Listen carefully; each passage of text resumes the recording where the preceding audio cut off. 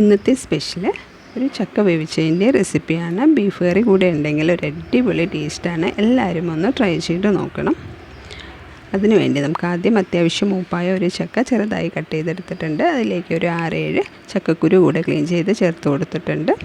ഇനി നമുക്കതിലേക്ക് ആവശ്യത്തിനുള്ള ഉപ്പ്, മഞ്ഞൾപ്പൊടി, ഒരു 1/4 കപ്പ് വെള്ളം കൂടെ ചേർത്ത് കൊടുത്തിട്ടുണ്ട്.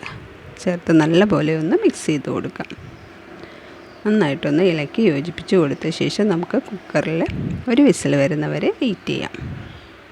പെട്ടെന്ന് വേവുന്ന ചക്ക ആയതുകൊണ്ട് ഒറ്റ വിസിൽ കൊണ്ട് തന്നെ നന്നായി വെന്ത് വന്നിട്ടുണ്ട്. ഈ സമയത്ത് നമുക്ക് അരപ്പ് റെഡിയാക്കി എടുക്കണം. അതിന് വേണ്ടി കുറച്ച് തേങ്ങ എടുത്തിട്ടുണ്ട്. അതിലേക്ക് നല്ലപോലെ വെളുത്തുള്ളി ചേർത്ത് കൊടുക്കണം.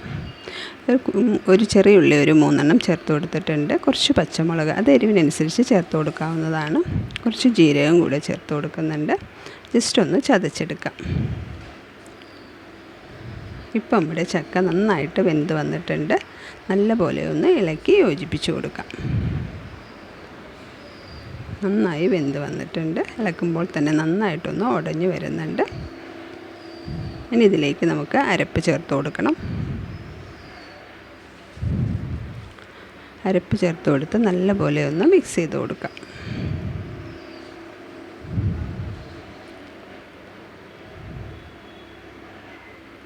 കുറച്ച് വെള്ളം കൂടെ മിക്സിയുടെ ജാറ് കഴുകി ഒരു 2 ടേബിൾ സ്പൂൺ വെള്ളം കൂടെ ചേർത്തിട്ടുണ്ട്. അതുകൂടെ ചേർത്ത് നല്ലപോലെ ഒന്ന് ഇളക്കി യോജിപ്പിച്ച് കൊടുക്കാം. ഇനി നമുക്കതിലേക്ക് നല്ല ഫ്രഷ് ആയിട്ടുള്ള കറിവേപ്പിലയും കുറച്ച് നല്ല വെളിച്ചെണ്ണയും കൂടെ ചേർത്ത് കൊടുത്ത് നല്ലപോലെ ഒന്ന് ഇളക്കി കൊടുക്കണം. ഇളക്കി കൊടുത്ത ശേഷം നമുക്കൊരു 2 മിനിറ്റ് ഒന്ന് അടച്ച് വയ്ക്കാം. അപ്പോൾ ആ കറിവേപ്പിലയുടെയും വെളിച്ചെണ്ണയുടെയും എല്ലാം ഒരു മണം, അടിപൊളി മണമായിരിക്കും. 2 മിനിറ്റ് ഒന്ന് അടച്ച് വെച്ചിട്ടുണ്ട്. ഇനി നമുക്ക് സെർവ് ചെയ്യാവുന്നതാണ്. നല്ല അടിപൊളി ബീഫ് കറിയുടെ കൂടെ ഒരു അടിപൊളി കോമ്പിനേഷനാണ്.